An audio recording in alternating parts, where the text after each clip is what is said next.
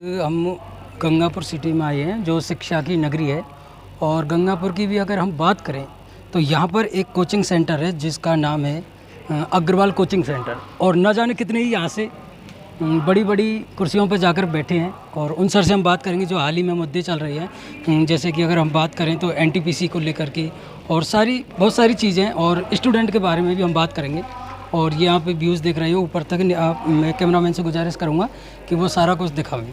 और यहाँ जो सर हैं, सर का नाम है एस चंद सर हैं, जो कि मैथ और रीजनिंग के प्रोफेसर बताए गए हैं। उनसे हम बात करेंगे कि किस प्रकार से वो इस कोचिंग का संचालन कर रहे हैं। और जो हाल ही में बिहार की अगर हम बात करें, यूपी की अगर हम बात करें, तो यहाँ पर जो रेलवे के स्टूडेंट हैं उन पर लाठीचार्ज भी हुई है और जगह जगह दंगा भी हुआ है। लेकिन यहाँ तक बताया जा रहा है कि वो दंगा में स्टूडेंट ना होकर के अदर लोग थे जो अपनी पार्टियों को मतलब दुष्प्रचार कर रहे थे। तो उन सारे मुद्दों को लेकर के हम आए हैं सर के पास में और सर से जानेंगे सारी चीज़ें। आपका नाम और परिचय आप एक बार। मैं एस चंद के नाम से जाना जाता हूँ, सुरेश चंद गुप्ता मेरा नाम है। अग्रवाल कोचिंग सेंटर सन 1999 से चल रही है और मैं इसमें सन 1999 से लगातार मैथ और रीजनिंग दोनों सब्जेक्ट ले रहा हूँ। यहाँ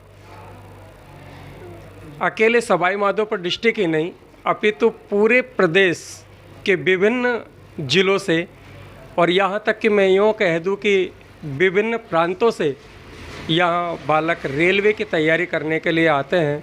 ये संस्थान प्रमुख रूप से रेलवे भर्ती बोर्ड के बारे में जाना जाता है।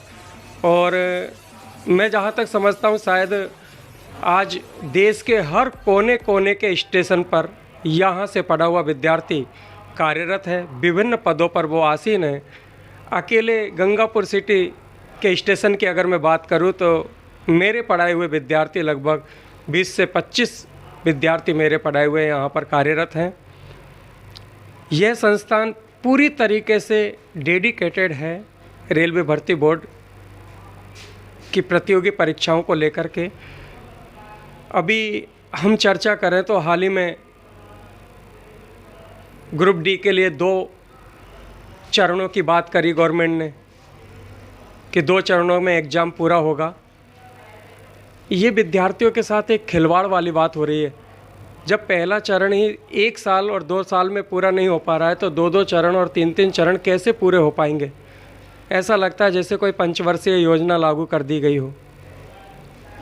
मेरा तो सरकार से निवेदन है कि इस तरीके से बच्चों के साथ खिलवाड़ ना करें और एग्ज़ाम को एक सटीक समय पर पूरी करवाएं और एक पारदर्शिता का पूरी तरीके से ध्यान रखें। हाल ही में अपने यहाँ राजस्थान के अंदर हुई रीट भर्ती परीक्षा सेकंड को रद्द किया गया।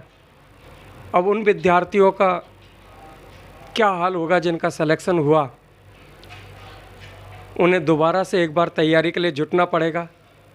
इन सभी चीज़ों पर, इन सारे मुद्दों पर सरकार को ध्यान देना चाहिए और इस तरीके के अपराध करने वाले, चाहे वो विद्यार्थी हो चाहे वो अन्य कोई व्यक्ति हो, उनको कड़ी से कड़ी सज़ा मिलनी चाहिए ताकि इस तरीके से बार बार पेपर आउट ना हो और समय पर अपने पेपर कंप्लीट हो सकें।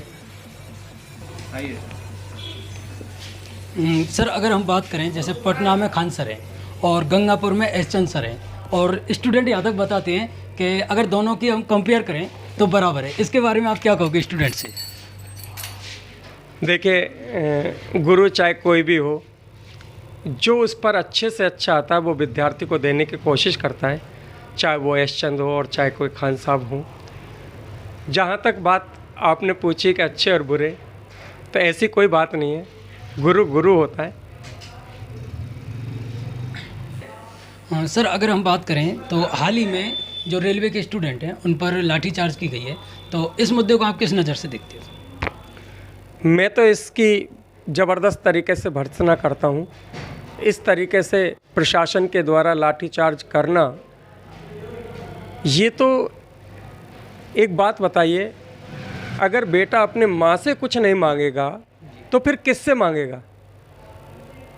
आप 2 2-2 3-3 सालें कोरोना खा गया समय को, 2-2 3-3 साल में एग्ज़ाम्स नहीं हो पा रही, आप 2-2 चरण उसके कर रहे हैं। अगर उन्होंने अपने अधिकार की मांग करी तो इसमें बुराई क्या थी?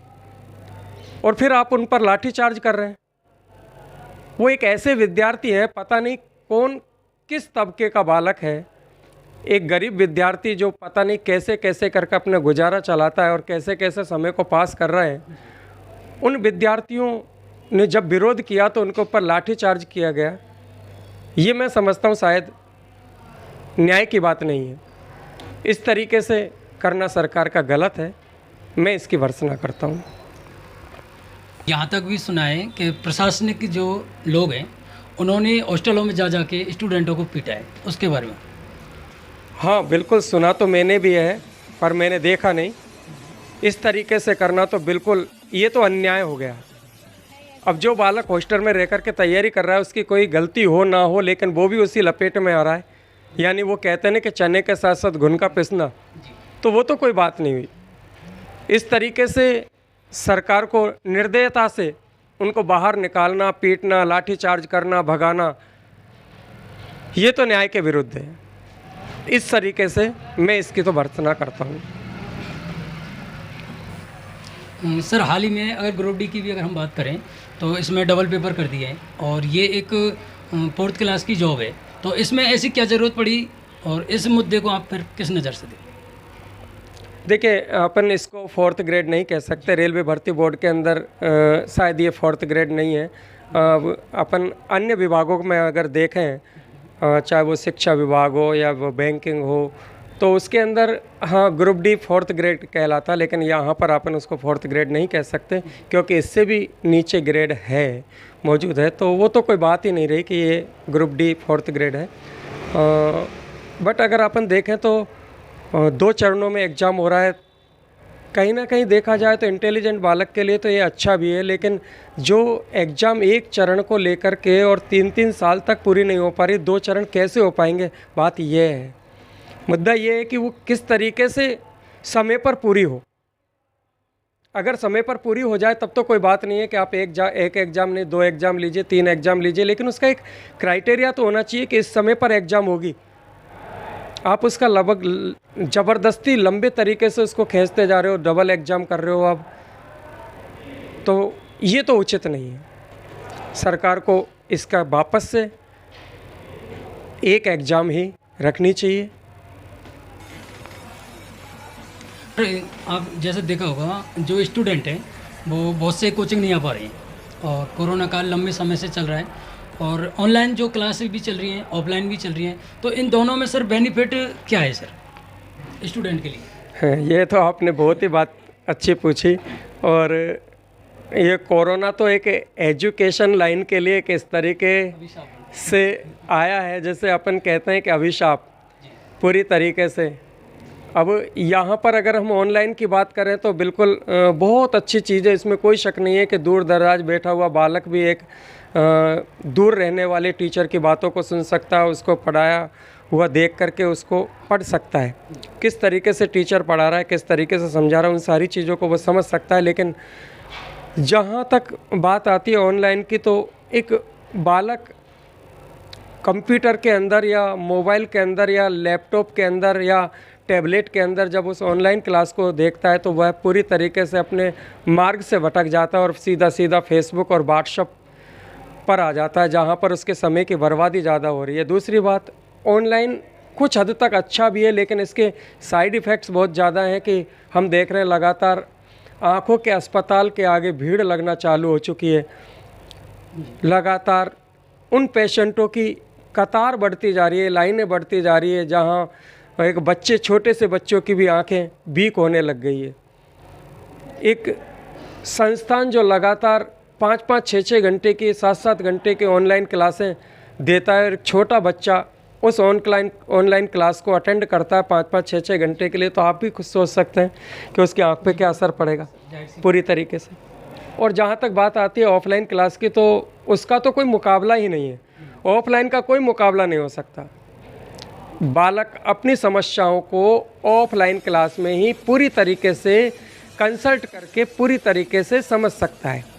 वो ऐसा ऑनलाइन क्लास के अंदर संभव नहीं हो पाता। तो ऑनलाइन के मुकाबले ऑफलाइन क्लास तो उसका तो कोई मुकाबला ही नहीं है। ऑनलाइन क्लास को लगातार बालक एक कंटिन्यूटी तरीके से नहीं पढ़ सकता, जबकि ऑफलाइन क्लास के अंदर उसके पास मजबूरी होती है कि उसे वहाँ संस्थान में जाना ही जाना है। और जब संस्थान में जाना ही जाना है तो निश्चित रूप से वो कुछ ना कुछ सीखेगा। देखो, सीखने की क्रिया दो प्रकार से होती है। जैसे एक माँ होती है और उसके गोद में एक 6 और 7 महीने का बच्चा होता है। बच्चा घुटनों पे चल कर के एक दरवाजे तक जाता है और माँ उसको बुलाती है, बेटा come on come on come on बेटा कम ऑन। तो वो हाथ के संकेत को देख रहा है, नहीं कि माँ के कम ऑन शब्द को। हाथ के संकेत के द्वारा वहाँ चल कर के आ रहा है। ठीक उसी प्रकार से बालक जब लगातार रोजाना बोर्ड पर देखता है तो निश्चित रूप से वो बहुत सारी क्रियाएं सीखता है।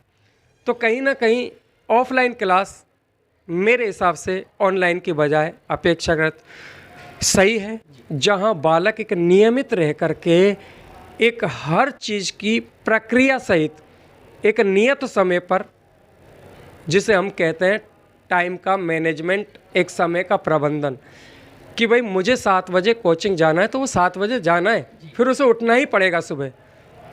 लेकिन ऐसा ऑनलाइन के अंदर नहीं है। उसके मन में एक आलस आ सकता है कि यार मैं देख लूँगा, ठीक है क्लास देख लूँगा बाद में, वो पड़ी हुई है मेरे उस पर, तो वो बाद में देख लूँगा मैं। तो वो ऐसा आलस आ जाता है जिसके कारण कहीं ना कहीं गड़बड़ होती है, उसके भविष्य के प्रति वो खिलवाड़ रहता है। सर एक सवाल और है, ये आप ही से रिलेटिव है, गुरुजनों से। आपने भी देखा होगा सर कि ऑनलाइन पर आपत्तिजनक वीडियो चल जाती है, तो ऐसे शिक्षकों के लिए आप क्या कहोगे सर? मैं तो ऐसे शिक्षकों से तो यही कहूँगा कि उन्हें इस तरीके के शब्द और इस तरीके के आपत्तिजनक वीडियो नहीं डालनी चाहिए।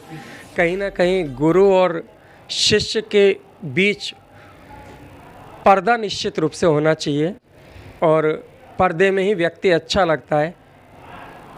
ऐसा कहते हैं कि वस्त्रों के अंदर सारे नंगे हैं, लेकिन वही वाली बात है कि कहीं ना कहीं हया, कहीं ना कहीं शर्म, लाज, वो चीज़ें व्यक्ति के अंदर होनी चाहिए। तो मैं तो ऐसी चीज़ों को ठीक नहीं समझता। सर आखिरी सवाल हमारा ये है, जो स्टूडेंट हैं वो कोचिंग नहीं आ पा रहे, वो अभी किस तरीक़ा से तैयारी करें जिससे कि वो अपनी एक रिजर्व सीट कर सकें और एक मुकाम तक हासिल कर सकें? उन बच्चों के लिए YouTube वगैरह पे बहुत सारे वीडियो पड़े हुए हैं। मैं अग्रवाल कोचिंग सेंटर से भी आपको बता दूं कि यहाँ अग्रवाल कोचिंग सेंटर के भी कई वीडियो YouTube पर पड़े हुए हैं, आप उनका भी प्रयोग कर सकते हैं। और ऑनलाइन एक ऐसा प्लेटफॉर्म है उन बच्चों के लिए जो दूर दराज है, जो पढ़ नहीं सकते या यूँ मान लें कि फीस नहीं दे सकते या गरीब हैं, तो YouTube पर एक से एक टीचरों के, बढ़िया से बढ़िया टीचरों के वीडियोज पड़े हुए हैं। आप उनको पढ़ें, उनको देखें और समझें। साथियों, ये थे हमारे साथ में S Chand sir, Agarwal coaching Gangapur city से। आपको वीडियो कैसी लगी हमें कमेंट करके ज़रूर बताएं। जय हिंद, जय भारत।